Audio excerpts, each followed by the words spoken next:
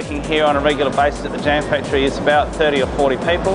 A lot of those people have come from interstate and in some cases overseas to come to the jam factory. They've liked it so much that they end up moving here for a few more years of their life after they're finished, or even permanently in some cases. Probably half the people who are glassmakers living in Adelaide originally weren't from Adelaide.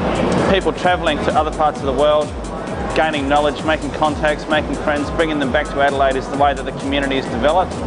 The jam factory, by the nature of the size of the operation and the amount of equipment we've got and the expense of running a studio, it means that this is a very central hub, and there's no other place that's got this kind of thing going on in Australia.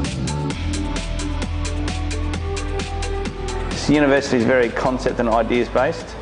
They look broadly at different glass techniques for a start, so people would learn fusing, slumping, casting, engraving, glass blowing, hot sculpting, a whole range of things, and their projects in their second and third years would be based broadly, and it's not until they get into the third year and honours year that they're able to start tapering down. Someone says, okay, well it's casting that I'm after and that's what I want to do, or it's blowing, or it's fusing, or whatever it might be.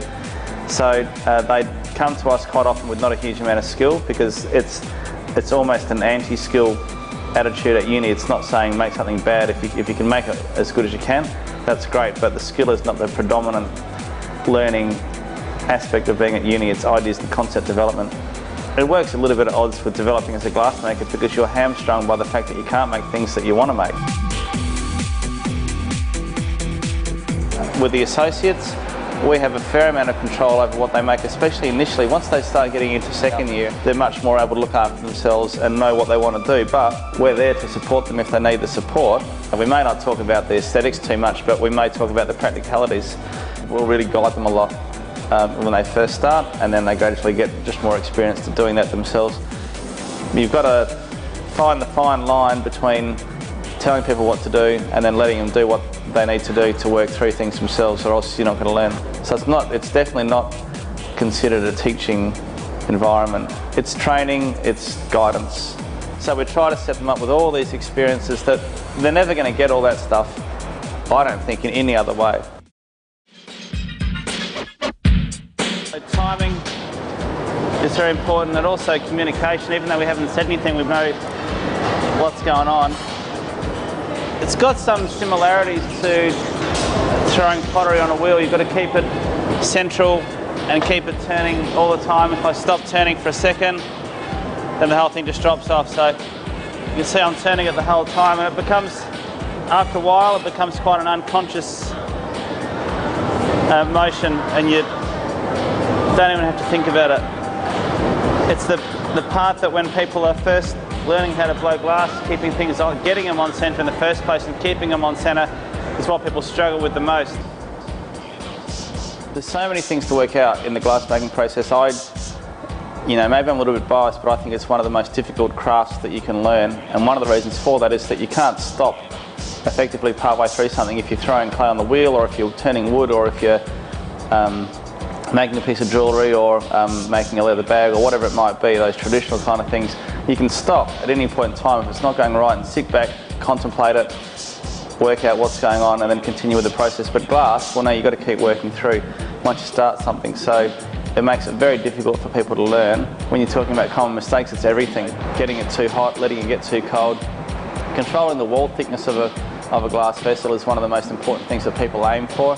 If you're making either a wine glass, you want it to be nice and fine, or if you're making something that's maybe a platter or a bowl, it's got to be the right sort of thickness. It can't be too thick or else it looks chunky, unless you want it to look like that on purpose. Being able to control a large amount of glass is difficult. It's quite heavy, and you've got to really be able to know what you're doing in regards to heating and cooling the glass in different places to make it do what you want. And it also does have those added elements of the heat, the danger factor.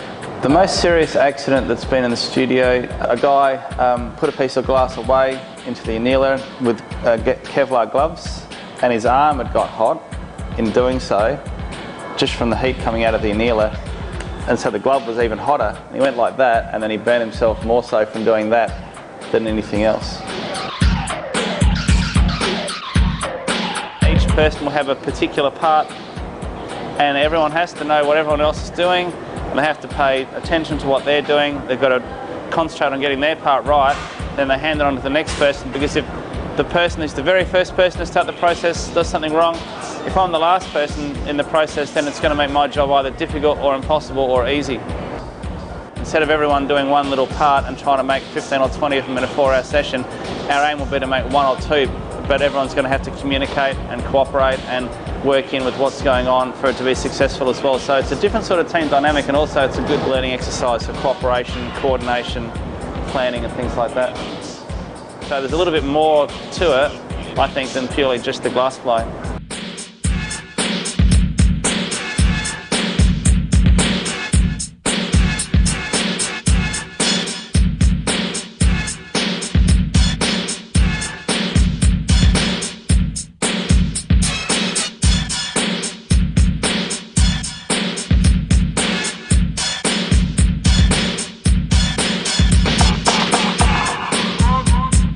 A lot of the time when I'm making these kind of pieces, I go through a fair bit of self-doubt, and I sit there thinking, they're going to think I'm an idiot, you know, or maybe I just should do this, you know, one big piece or whatever it might be. But most of the time I think of the ideas for a long time before I make them, and I picture it in my mind, and then a lot of the times for me that's enough of a way of getting an indication as to whether it's going to be good or not. And then, you know, most of the pieces that I make end up looking good. You know, a reasonable number sell, and I also, you know, like making this kind of work. People try to define themselves by what they make. What do people see when they look at something? What remains with them? What has a lasting effect?